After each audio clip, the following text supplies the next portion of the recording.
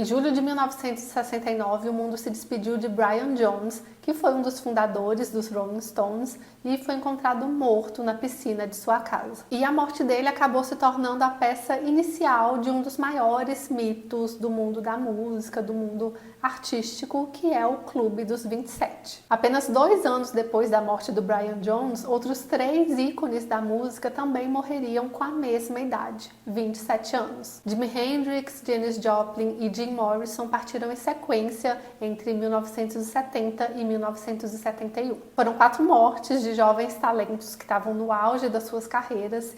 E assim então surgia o Clube dos 27. O Clube dos 27 é um grupo amaldiçoado de artistas, celebridades, que de uma forma quase mística teve a vida interrompida nessa idade. Desde então, toda vez que um astro da música, uma celebridade muito famosa, morre com essa idade, o clube ganha um novo membro, e essa lenda, esse mito ganha força. Mas pode ser que toda essa história tenha começado antes mesmo do Brian Jones, lá com o Robert Johnson em 1938. Robert Johnson foi uma figura lendária do Delta Blues. Ele gravou menos de 50 músicas, mas o impacto dele é gigantesco. E ele era tão bom, tão incrível, que tem até o rumor, a lenda de que ele teria feito um pacto com o diabo para ser tão excepcional. Do quê? Ele morreu em 1938, com 27 anos, e a causa da morte dele é meio que um mistério ainda. Dizem que ele morreu depois de ser envenenado pelo dono de um bar, que ficou desconfiado de que o Robert estava flertando, estava tendo um caso com a esposa dele, mas também dizem que ele morreu de sífilis. Enfim, não tem uma conclusão sobre isso. O fato é que ele morreu aos 27 anos e tem uma lista de outros artistas que também morreram nessa idade antes do Brian Jones, mas como eu falei, foi o Brian Jones que ganhou maior repercussão, e que a mídia usa aí como a peça inicial, como a pessoa que deu origem ao Clube dos 27. O Brian Jones, então, foi um dos fundadores da banda Rolling Stones. Ele era um cara talentoso, visionário, que basicamente moldou ali o som inicial da banda. Só que com o tempo, ele começou a ter alguns conflitos ali, começou a beber muito, se afundar em drogas e acabou sendo afastado do grupo, da banda, pelos próprios colegas. E aí, pouco tempo depois de ter saído da banda, na verdade, ao que parece ele foi expulso, ele foi encontrado morto na piscina da casa dele em 1969. A causa oficial da morte foi afogamento, e aí pode ter sido realmente um acidente dele ter bebido e ido nadar e realmente acabou se afogando, mas existem várias teorias da conspiração em torno disso. Alguns dos próprios colegas de banda dele acham que a morte foi muito mal explicada, tem gente que acha que foi um assassinato e que foi encoberto, enfim. O próximo nome que é associado ao Clube dos 27 e que fez essa história ganhar mais força é o Jimi Hendrix. Ele mudou completamente a forma que a guitarra elétrica era usada no rock e se tornou uma lenda. Mas ele também usava muita droga, bebia muito e tinha uma rotina pesada ali nas turnês. Então, em 1970, diz que ele tomou uma quantidade muito grande de um sedativo que, meio comprimido, já era suficiente para ele dormir por várias horas.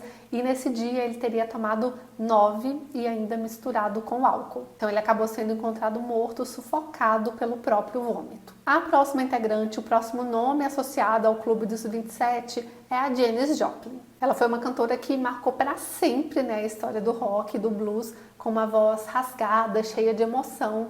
Ela nasceu no Texas e cresceu se sentindo deslocada. Ela sempre sofreu muito bullying por conta da aparência dela, por ser diferente, e encontrou na música uma forma de colocar para fora tudo que ela sentia, de se expressar, de se libertar. Ela também morreu em 1970 de overdose de heroína num quarto de hotel. Em 1971, um novo nome foi acrescentado ao clube, o Jim Morrison. Ele era conhecido pela voz grave, pelas letras poéticas e pelo jeito provocador de se apresentar no palco, sendo um símbolo de rebeldia também. Mas assim como a gente viu nos outros casos, o Jim também abusava do álcool, das drogas, ele não tinha uma boa relação com a fama. E então, em julho de 1971, ele foi encontrado morto na banheira do apartamento dele. A causa oficial da morte foi parada cardíaca, mas até hoje existe ali teorias, e mistério em torno da morte dele. E foi a morte do Jim Morrison que consolidou esse mito, essa lenda do Clube dos 27, porque num período ali de 2 anos,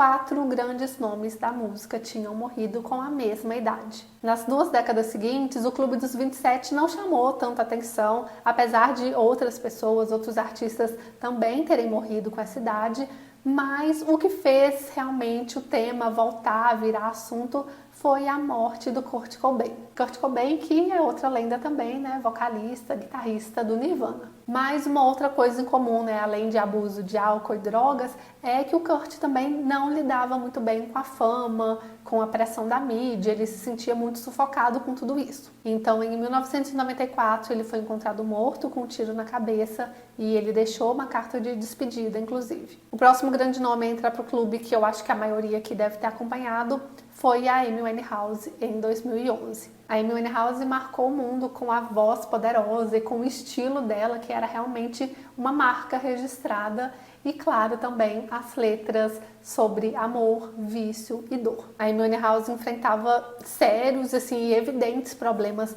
com álcool, drogas, com relacionamentos tóxicos, abusivos. Como eu falei, ela inclusive contava muito sobre tudo isso nas músicas dela, e a gente via muita coisa acontecendo porque a vida dela virou um grande circo midiático, né? Então, tudo que acontecia, cada recaída, tudo a gente ficava sabendo através da mídia. E então, em julho de 2011, a Amy foi encontrada morta na casa dela por intoxicação alcoólica. Dessa lista aqui que eu citei, a Amy Winehouse é a primeira que eu lembro, né? Eu tinha 18 anos já na época. E assim, eu lembro que foi muito triste porque não foi uma surpresa, né? Como eu falei, tinha uma grande cobertura da mídia, né, em cima da vida dela. Então a gente foi acompanhando tudo ao longo do tempo. E eu lembro que teve um show que ela fez que foi muito triste também, porque claramente ela não estava bem. E os artistas que eu citei aqui pra vocês, né, que são associados ao clube, porque também, né, gente, o clube é uma coisa assim que foi criada, né, no imaginário. Não é como se a pessoa, aí vou me associar ao Clube dos 27, não existe isso, né? Mas a gente pode ver que os nomes que mais comumente, né, são associados ao Clube dos 27 são ou de artistas americanos ou artistas, na verdade, que ganharam uma grande proporção mundial. Mas ao redor do mundo existem outros artistas que também morreram com essa idade, o que vai reforçando aí a ideia dessa maldição. E o Clube dos 27 ganhou uma proporção tão grande que ele foi até estudado realmente para saber se existe ali algum fato, alguma comprovação científica para que isso aconteça, né? Para que artistas morram aos 27 anos. Então, em 2011, um estudo publicado na British Medical Journal examinou a frequência de mortes entre músicos e concluiu que não existe aumento significativo de mortes aos 27 anos. O estudo mostrou que o risco é parecido entre os 20 e os 40 anos, especialmente nas décadas de 70 e 80, quando o consumo de drogas era altíssimo. Outro estudo mais recente analisou o mito do Clube dos 27 com base em dados socioculturais. O autor argumenta que o Clube dos 27 é um fenômeno cultural, não estatístico. Segundo ele, mesmo que não haja uma maldição, o fato de tantas pessoas famosas terem morrido aos 27 anos cria uma sensação de padrão. E aí essas mortes passam a chamar mais atenção do que as outras, né? Então toda vez que um artista, que uma celebridade morre aos 27 anos, isso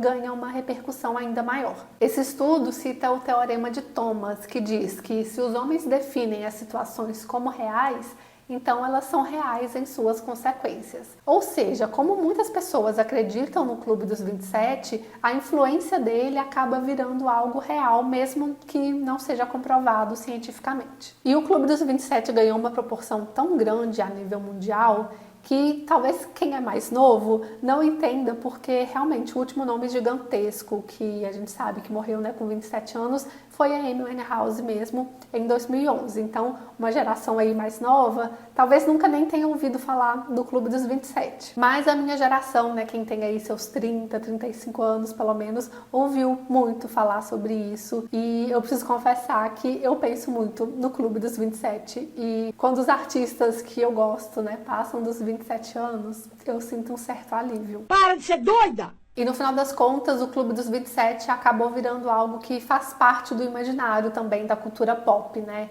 Então a gente vê muitas menções em músicas, né? Muitos artistas falando sobre quererem passar dos 27 anos, né? Sobre as dificuldades dessa fase também. Outra coisa que existe muito é meio que uma romantização disso, né? Da juventude. A cultura pop tem muito isso, né? De romantizar a juventude, de como lendas morrem jovens, no caso com 27 anos, de quererem eternizar, né? Porque essa morte jovem seria como eternizar essas pessoas no auge da carreira, no auge da beleza, da juventude, de tudo isso. Então a gente vê esses dois lados, né? O lado dessa romantização de que as lendas morrem com 27 anos e também esse outro lado, esse medo da maldição, né? De será que eu vou passar dos 27? Mas me falem aí nos comentários, então, se vocês conheciam o Clube dos 27, o que vocês acham de tudo isso? Chegaram a acompanhar algum desses artistas?